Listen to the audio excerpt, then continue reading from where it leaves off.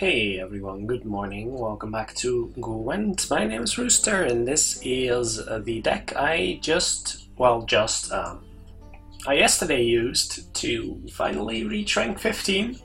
So I'm a little proud of that. I will say that took me a lot longer than I expected. The road from 14 to 15 was quite a lot more intense than I had thought, but this is the deck that finally brought me there. I played a lot of weather monsters, the deck I featured a little bit back, and I've played a lot of dwarves, so the melee roast deck. But finally I did break into rank 15 with this one, which is based on the deck that I'm terribly sorry I forgot your name, but it's the Barracuda deck.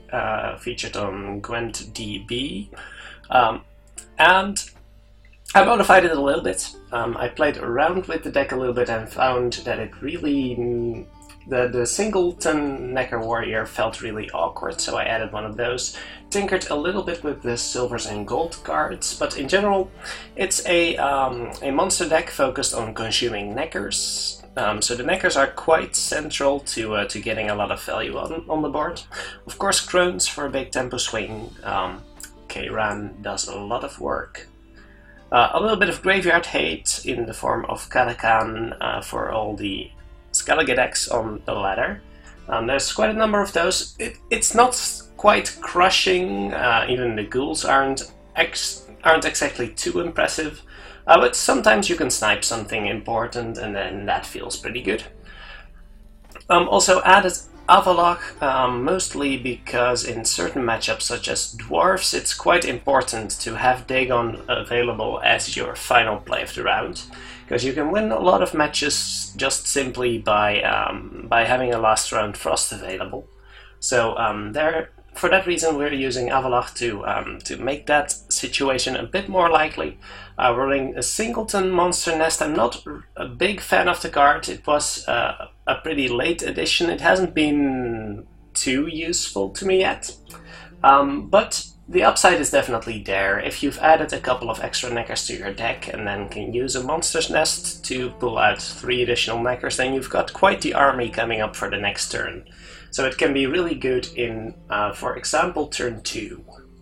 So that's its main use. Any other special things? Merktebraki, it kills warlong ships, which is important. It kills cows. It aims to set up Scorches, even though I don't run Scorch and I don't run Eithné, but you can at least pretend and make your opponent nervous. Triss, of course, also kills cows. All of our Consume, so are the Ekimaras kill cows, so we're not that worried about Nilfgaard all that much. And overall, deck has been quite good for me. So let's go into the ranked ladder and play for a little bit. Because, well, I don't really care too much about ranked anymore. About my rank. It would be nice to at least remain top 1000 until the end of the season, but that could be quite a while away still. So not all that worried, and perhaps we win, perhaps we lose. It's all the same. We've reached our maximum reward, so perhaps there will be some grinding involved for the end of the season, but it can't be all that much, I think. The floodgates have opened for this game, so I do expect a lot more people to reach high ranks, which is only exciting because the game is getting a lot of popularity over the past few weeks, and it's looking pretty bright for the future, and that makes me pretty happy. So against Bran, I don't really think I need the first light. I don't need a second crone, so let's mulligan that one. And double Ekimara in the starter is a little optimistic. However, there's 3 cards in the deck that I don't want to draw. The other 2 copies of Nekker, which are not blacklisted yet, so I think I'll just keep this. That seems fine. Dimeritium Bomb is also weak. Maybe I should have thrown that one away instead of the first light. I probably should have. In each case, let us start with the Crones. And then we'll see what kind of band deck we're up against. I have faced a few decks with Warlong ships on ladder. Although not all that often. There's been a few Bran decks that don't run the card, but we've certainly got one right here, and we'll see whether he chooses to pass it straight away. I'm perfectly happy with that. We get to keep an 8 strength unit. We could have chosen to play a Nekker first, but we can fight for the second round a little bit. Set up for the next round, that should be good. And we've got answers for 2 long ships, so that's great. But let's first play a Nekker. There's nothing in the graveyards, except Crones, I guess. It does mean that I can't reliably snipe his longship anymore, because there's 2 Crones in my graveyard. Ooh, and attack answer, oh my. Did not expect that. But in that case, let's draw some cards and see if we draw some additional Nekkers, because there's still 2 in our deck. We could draw into one, we could first light into one. I didn't expect a Margrim. But perhaps consume monsters is common enough. Should I consume something first, just to buff the Nekkers in the deck in case I pull them out? Would he really run double Margrim though? It's a little odd, because I haven't seen any Warlong ships. This could actually be a Kambi deck. This could actually be a Kambi deck, because he's running Margrims, he's buffing Olgierd. Okay, so we should definitely save the K-run in that case, but we can do some setup here. What did he discard? We can perhaps snipe something. Ooh, we could snipe something really good with the Ghoul here. Definitely worth trying, and then we've got the Karakan that can also do some work. So let's give that a try. Ooh, we got something. We got the Roach, I think. Yep, goodbye Roach. So that's great. That's great. This is why we run Ghouls. I'm perfectly happy with my Ghoul only being 8 here. Even though we're in Scorch range, which is a little awkward, I might just eat the Ghoul pretty soon, just to avoid that from happening. And we can eat. This is actually excellent, because we can now eat Olgierd with the Karakan, which is really great. But let's kill this first. Oh, we can no longer kill the Warlong ships with Marturaki. That's unfortunate. But I'm expecting him to revive one of the longships here. That is fine. We'll eat the Olgierd at some point, but that's for a later time. And we should wait until he's actually used Bran before trying to summon a Nekker, I think. So maybe just we ate one thing. Let's eat another thing. Just to diversify a little bit. I'm still a little scared of the possibility of getting scorched here. If he plays another longship, I think I'll just... I really don't want to pass though. I really want to at least fish for a Nekker. Maybe even twice. Maybe even force a Kambi this turn. I don't think we're in a position to force anything, but if we keep something huge, then he might be pressured enough to do so. And then if Kambi appears, we can just pass, so that's great. We've also got Triss in our deck, so we might draw into that. I don't like this situation at all. So 2 Warlong ships means 12 damage coming from a Bran play. That's kind of sucky. So 12 damage from a Bran plus whatever he puts onto the board, which I presume includes Morkvark. So that's a big tempo swing, but we definitely want to eat Olgierd first. So I guess we'll start with that, and then we'll see what we can do. So let's eat Olgierd. Brings us up to 13, which is excellent. And let the fireworks begin. So I don't expect to be in the lead after this turn. Of course. I suppose we can actually scare him, because we're not having card advantage here. Actually, no, we're not, because we started this round. But we could be in card advantage if we get a good pass this turn. I'm not sure. The Nekker warriors seem really bad right now, but that's the unexpected shroom. I really didn't. Well, if I suspected our opponent could be running shrooms, then I definitely should have consumed something before playing the first Nekker, but you can't really expect stuff like that. Oh, actually, that would have still... No, I think that would have made it trigger still. So Morkvark coming up, we're keeping a 13. Wait, did he discard 2 spells? He did. He discarded First Light and also Thunder, that's crazy. Alright, so that only fired twice, huh. That's really curious. So what can we do here? I suppose we could Demolition Bomb on his... Actually, Demolition Bomb is also a counter to Candy, so we should probably keep that around. In that case, let's First Light, see if we can find a Nekker. I think a Nekker will give us the win, or at least the lead right now, so that would be good. There's not a whole lot of bad targets in this case. Even just the ghoul is still 11. I don't think we have too many bad targets. Let's see. Well, the ghoul could eat another ghoul, I guess that's kind of bad. And that does give him the lead. We cannot find any other targets.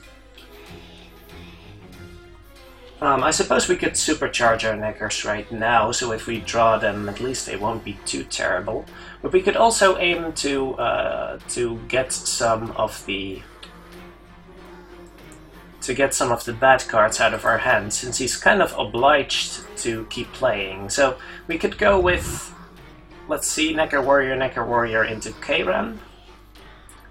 Although Kayran is also, well, we can counter Candy, that's no problem. We can Demolition Bomb into Murktabraki or Akimara, so that's both fine. Oh, as long as we save Murktabraki, that's okay. So let's Nekker Warrior into Akimara, just to get the bad cards out of her hand. We're exchanging a card for a card, and I think that's a good deal for us. And we're even grabbing the lead here, so that's not really that important, actually. So the last card played is going to be a Nekker Warrior, but if we play either an Akimara afterwards, or... Yeah, so Akimaras are fine. We've got a bunch of Akimaras in our deck. Another Lacerate, wow. Yeah, I'm pretty sure that this is actually the Gambi deck. Although, the Morkvark isn't as big as I imagined it would be. So now we eat something big with the with this guy, and then we still have the counter for Gambi. So yeah, that should be good, right? So now we eat the 12 to keep something really big for next turn. We could Igneous. Is there room for Igni in the deck? I think it runs Yalmar, Ermion. I think there's Burna in the deck too. Out with the crowns. Come on. I don't think that deck would run Igni, to be honest. And this seems like a decent moment to pass. Or we could just go... No, that seems ridiculous. So yeah, this is fine. I mean, I would like to find a Nekker with Dagon, but I think the threat of a last turn weather is more important to us than... oh, I should not have placed this on the siege trail, but I suppose we can just eat it with Kayran and no problem. Yeah, it's still fine. It's still fine. We can just convert it to gold, and then we're okay. So what's gonna come here? I guess if we're keeping Kayran, we shouldn't have kept the Demolition Bomb. We should have just waited for another card last turn, shouldn't we? Do we actually need the weather? Well, the weather's going to be good. It's going to be 11 at the very least, because Morkvark doesn't die. So do we wait for one more turn? Do we wish to... Kami has a 3-turn timer, right? So I think he has to play it next turn or the turn after. I really don't know. Imlerith is going to be better later. Kayran we might as well just play now. just to secure the strength in gold. May Modern Freya watch us and keep us. He starts reviving, but anything he plays here we can also just rain at the end, so that's fine. We get a better Imlerith right now, and I think he has to play Cambi right this instant. So we shoot this, which means that we might be able to kill it with Marturaki, which is fine. Actually, probably not, but I'm really confused right now. Serve her who is burden, mother, and crone.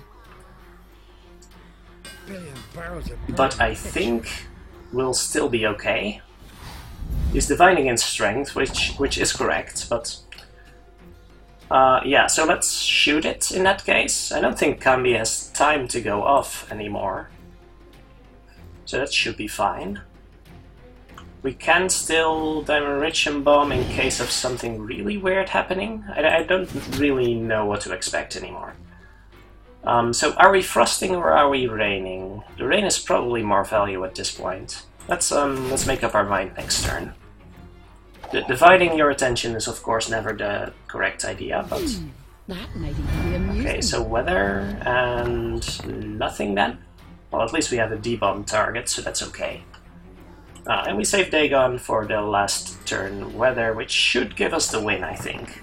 Unless his last card is amazing. I was really expecting Cambi here, because that's a thing that that has been rising in popularity lately. But I think we should be able to beat anything with weather right now. Because even if he has something that demotes, like Damaritium Shackles or Damaritium Bomb, then he can choose either of the rows, but if we weather either of the rows, then we're fine. What else could he possibly have? A Restore, perhaps? Is he waiting on a Restore? He doesn't have any weather immune units, I think. No. The sea provides. Well, now he does. Now he does, but we can weather this row. That means 18 strength is lost. 18 strength is enough to give us the win, so let's just rain. And we win the game without even seeing a single Nekker. That's great. Alright, so we didn't need the Nekkers after all. Well, this doesn't really do a good job of showing what the deck is all about, because, well, the really insane value comes for when you can actually duplicate your Nekkers and just keep consuming and consuming them, but, well, it was still reasonably effective, wasn't it? So it was great. And making good use of the monster passive ability is also pretty key. Alright, versus what I assume to be dwarves at this point. It's pretty usual to see dwarves played in an Eithné shell, so a Dimension Bomb really good here. Pretty happy to see that. And also our card advantage generator, Avalach. That's great. First Light. Let's think about this for a bit. We want Ulcer's Thunder because we want ways to kill dwarves. We want Marturaki. We don't want to see any other. So I guess Monster Nest is bad. I guess Monster Nest is bad here. Nekker Warrior useful. First Light, not all that great actually. Let's throw that one away. There was a small risk of finding a crone here, but I'm actually kind of okay with that. So against dwarves, well, we're able to kill a couple of those. So playing crones first is actually okay with me. I see your fear. Crones into Witchers, alright, so he's matching our tempo, that's excellent. I don't mind one bit. So we play a Nekker. He could lock our Nekkers, which would be really sucky. But we, in return, can... Oh, we can set up a nice little melee row here. Just scare him a little bit. Would I like that, or do I think there will be more important targets later? What else do I use Merchabaki on? I can use it to kill elven healers, I guess, so it's a little more flexible. We've got a Nekker to keep for next round, though, so I would actually like to keep something better than that, or at least not keep a Nekker. So let's just do this, scare him a little bit. I'm not sure what he's going to expect from our deck, but might as well just put all of his units on 6, and we'll see how this works out. So now we can also Thunder the next one. And a last dwarf. Alright, so we can kill that with Triss. Just great. Just great, indeed. And that is why we run Triss. So he has nothing to keep for a next round anymore. Have strength, my love. He can just make a really big row, and we are the ones to actually keep stuff for the next round. That's great. Nekker Warrior, better to keep than the Merchabaki, so that's okay. We put some extras in our deck. Make sure that before we start consuming, that everything is in order. That all of the Nekkers are actually in our deck, so that's great. And now we start consuming. So this should be better than the 5. And we've also got the Karakan, but I would like to wait with that one actually. So we ate a dwarf, that's fine. And now we start buffing all of the Nekkers that are in our deck. So, base values on his units... Well, we can always just Frost to basically win the round right now. So I guess we could just play Avalach here, and then Avalach and Frost at... Well, that doesn't give us any advantage, really. But neither does D-Bomb into him passing. Although... Is that better? He's still got a lot of buffs left, doesn't he? So actually, this guy right now is probably fine. Oh, that is the reason why it's actually not fine, but... There will be no negotiation. And that is another reason why it's actually not fine. Okay, so that was a big misplay on my part. That was pretty horrible. And that also means that we do not get to pull any Nekkers whatsoever from our deck, because, well, there's actually... I could leave the Monster Nest for next turn. That's actually quite weak. Yeah, all of a sudden I'm not so secure anymore. We can always weather to win the round, but now we're not on card advantage anymore, which really sucks. How about a D-Bomb here? How good is D-Bomb? Pretty much wrecks everything, but we could also just spawn some more Nekkers. Pull the remaining 3 out of our deck. Yeah, that's actually fine. That should give us a reasonable next turn also, which might make it hard for our opponents to do anything. And they kind of have to keep playing at this point. Anything we really want to eat from any of our graveyards? I have nothing. They have dwarfs, so I should consume something first, which I don't have, so that's a little annoying. Maybe this is the time to D-Bomb actually. He's used 2 healers and a Zoltan, so there's only 1 healer and a Commander's Horn left. I should wait, shouldn't I? There's... How many Nekkers are left in my deck? I want to keep something other than a Nekker, but I guess keeping this one is probably fine.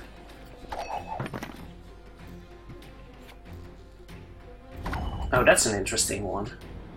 Would that be... That would be Shiro, wouldn't... No, that can't be Shiro. If that's Shiro, then he's screwing himself over. He's insulating himself from Damnation Bomb, I'm pretty sure. I think he's trying to insulate himself from Damnation Bomb, so I'm expecting that to be Ida, which is really strange, or Teruvial, but Teruvial wouldn't go on that row. Or it's actually Or it's actually a bluff and it's Seer Run. This is really odd. In each case, I want to keep something decent for the next round even if I lose, so I should probably just eat anything at this point. Keeping a 10 is gonna be better. Also buffs the Nekkers nicely, so that's okay. Would she pass here though? That would be pretty big for card advantage wise. Oh my.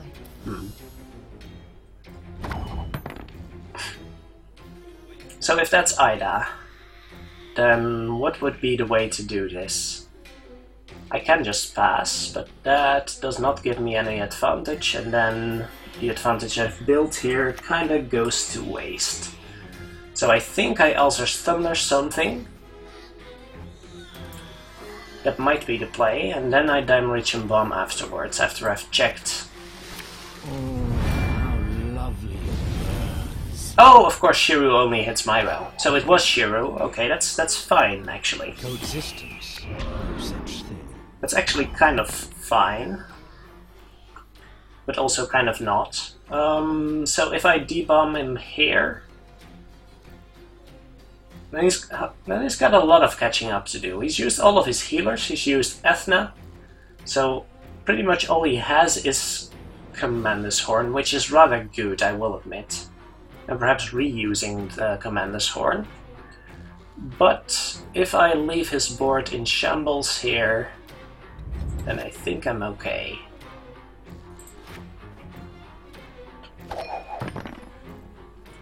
Not as impressive as I thought. There's gonna be a Commander's Horn and I'm gonna be sad. Can I afford to use Dagon here? Forcing one more card from his hand for marginal benefit? Dagon doesn't do enough here, I think. I could Frost, and that pretty much forces... Well, he's used all of his mercenaries, so that forces the Aglaïs. Is that good enough? Forcing him to use Aglaïs for my Dagon. I guess that's fine, because I get to keep a lot and he gets to keep nothing. So I guess that's kind of okay. What's the last unit I played? It's still a Nekker, isn't it? Oh, because my ghoul got scorched. Oh, that's terrible. Yeah, I think Frost... Does Frost even give me the win? Yes, Frost gives me the win. Okay, so we Frost. Oh, this is a hard one. So he needs to use Aglaïs here, exactly. If he didn't have Aglaïs, well, then he wouldn't have made this play, I guess. But he has to clear skies here. And he gets to keep nothing, except one card. So I pass, I get to keep a ton of stuff. He gets to keep nothing, so he has to play into me. Or I guess he can pass. But that's fine, and I just get to keep a lot of stuff for the next round anyway. Or actually I don't, because I don't have any more Nekkers in my deck. I'm pretty sure I don't have any Nekkers left. So that's pretty bad. Can he beat me in 3 cards? What's left in his deck? There's 1 gold card left, right? So that 1 gold card would be... I don't know. Commander's Horn used, Aglaïs used, all of the Dwarves used, 1 Hawker Smuggler, 3 Hawker Healer, so 1 gold card. Some Elser's Thunders, I guess? I haven't seen an Elser's Thunder yet. Maybe the Cleaver, 1 gold card, 1 card left. Alright, we have to go. What gold card will you run? Say that's a 12, and then 2 Elser's Thunders. Yeah, that means he beats us. So I guess we do eat a Nekker here, because we have to. The Lacerate is really weak right now, and it's terrible. Jeez, this is tricky. I can't afford to not... I can't afford to not play this, because I'm pretty sure he has enough power to beat me right there. That's really awful. He's filtered a lot, by the way. That's pretty crazy. Yeah, that's 2 plays of Avalach and a Yavin. Pretty crazy. But he has no Shiru. He has pretty much just 1 gold card, and we'll see whether he has enough. I think that that Avalach play pretty much cost me the game, though. I'm a dwarf of business. So he locks... Yeah, so he has 1 more gold card, and that should be enough to win him the round. Something like... even double Alzar's Thunder. Just great. Yeah, so 1 more gold card indeed. I think if I didn't misplay with the Avalach, I would have had 1 more Nekker in my deck, which would have made a difference. And I wouldn't have given him all the card advantage he had. So yeah, that was well played from him, but also a big mistake in the timing for the spy for us. We should have just passed at some point, I think. Anyway, let's give it 1 more game. Some of these matchups are rather tricky. And that was there something odd about that deck? He's only running 1 Alzar's Thunder, but that's pretty standard, I think. I mean, when I'm running the deck, I'm overcompensating for the mirror, I guess, and for consume monsters specifically. So I'm running 2 Alzar's Thunder. But I think I'm pretty much one of the few doing that. It does add some inconsistency in your Oven Mercenary, so that might not be the best idea. And the Shiru was interesting. I knew it had something to do with spells, just because of the placement, basically. But that was strange. That was strange.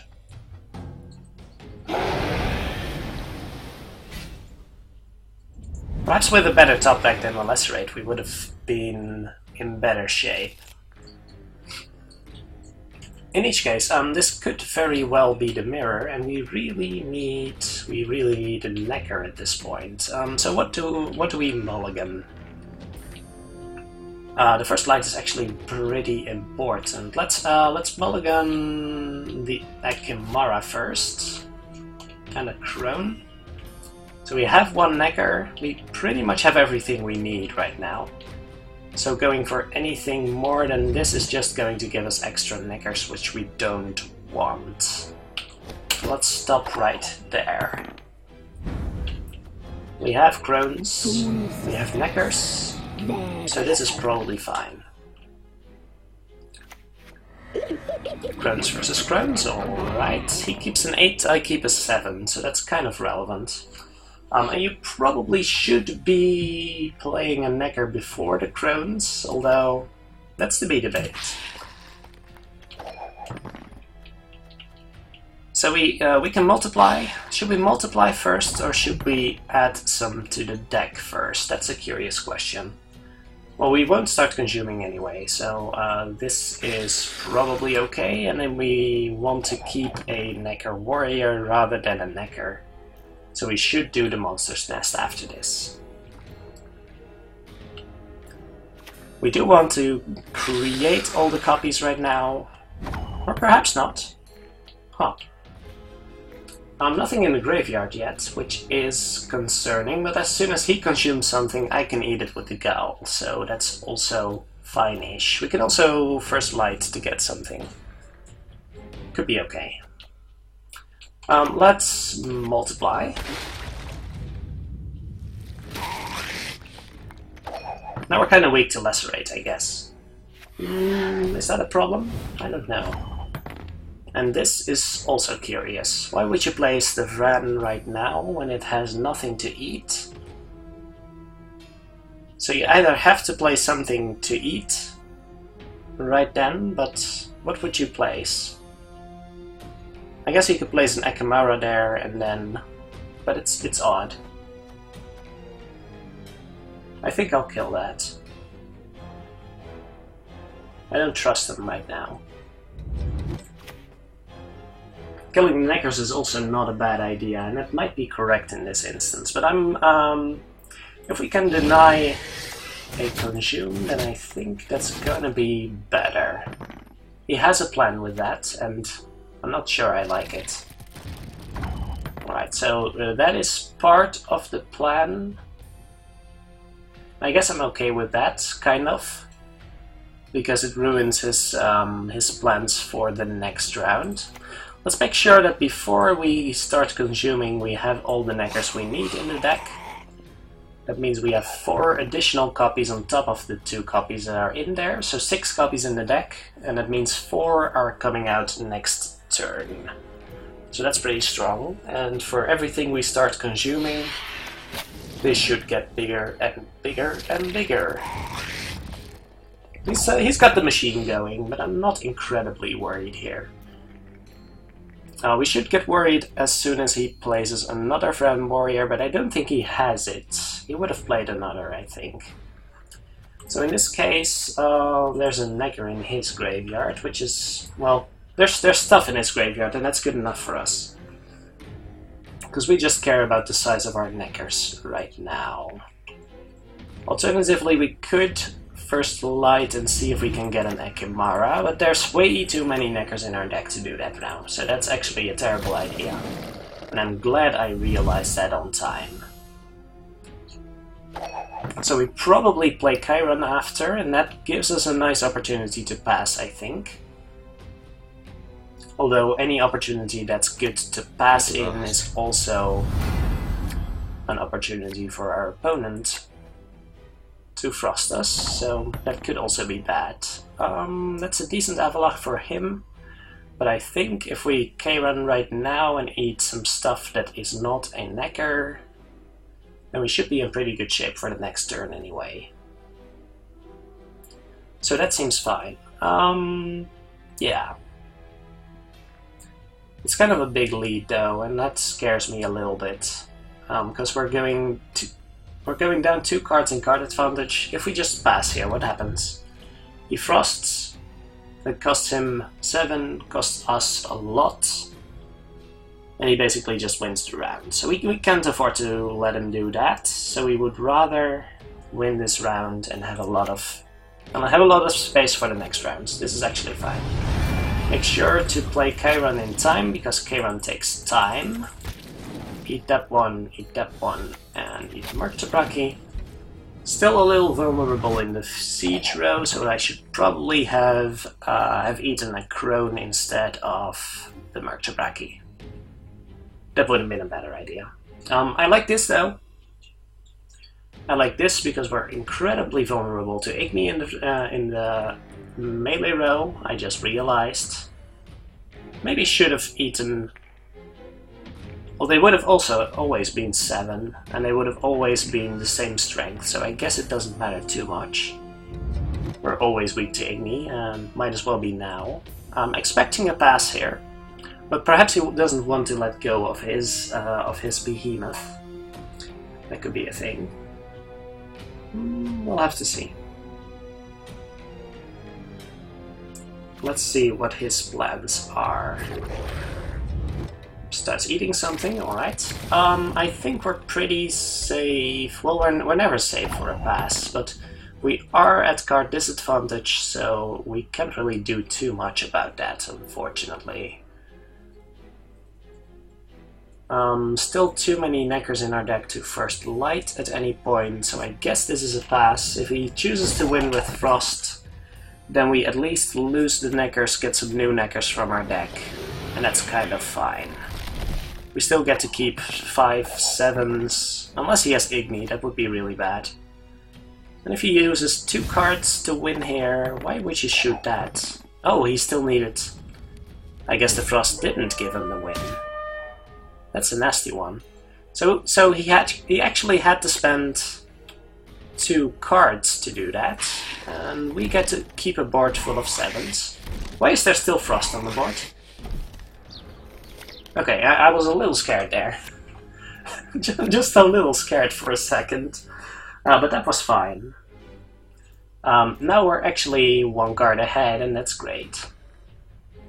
He has to play first, and he has quite a lot of strength to combat, so that's excellent. This position is fine. He gets to pull a Nekker warrior. That's probably fine. He's going to consume a bunch, so perhaps we should be killing this Nekker here. I'm not sure about that. Are there any Nekkers left in our deck? I think there might be a few. Not quite sure. We want to play something. Excuse me. We want to play something just because I think the Nekkers, the Nekkers spawned after the ghoul. So we want to keep something along with the Nekker we get next turn, and I'm pretty sure it's going to be one single Nekker that we get then.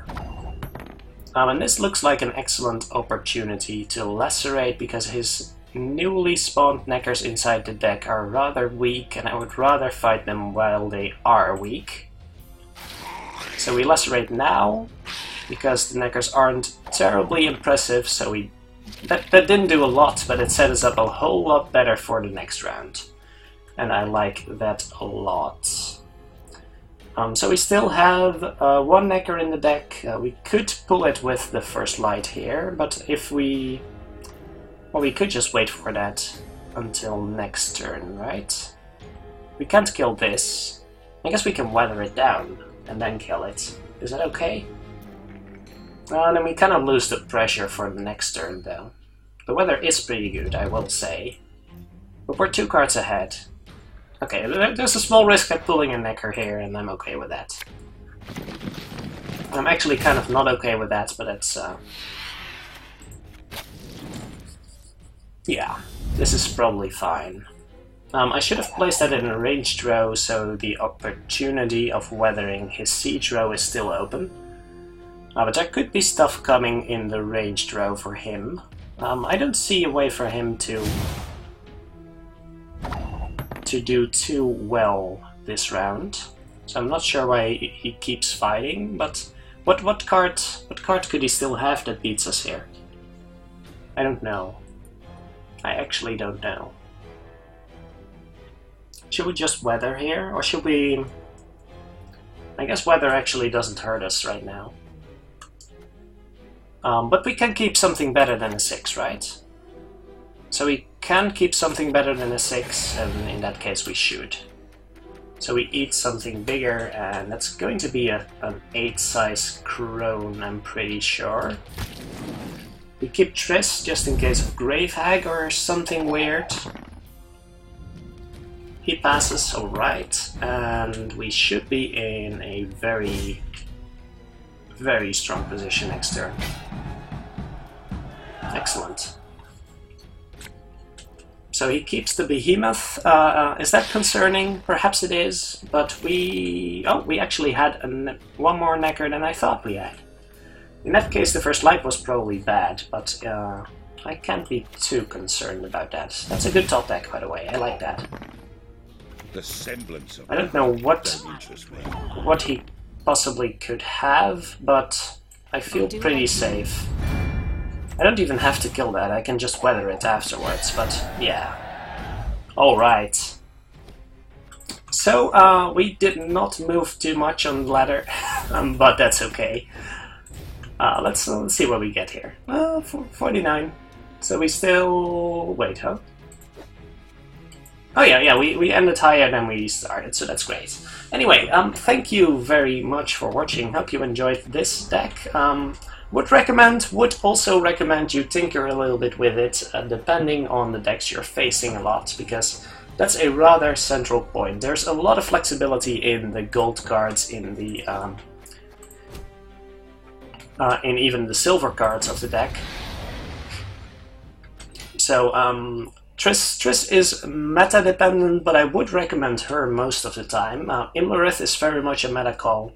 Avalach mostly if you face dwarves or other consume decks, because having the last play is going to be huge against those. Murktabaki definitely a meta call. Dimeritium Bomb even more so. There's definitely a lot of options to consider when you're playing this deck, even whether you're playing all of the Nekker warriors or just one. There's a lot to be considered, so try the deck, but adapt it to your own needs. Alright, that is it for now, so thank you very much for watching. I've said that already, didn't I? And I will see you again soon.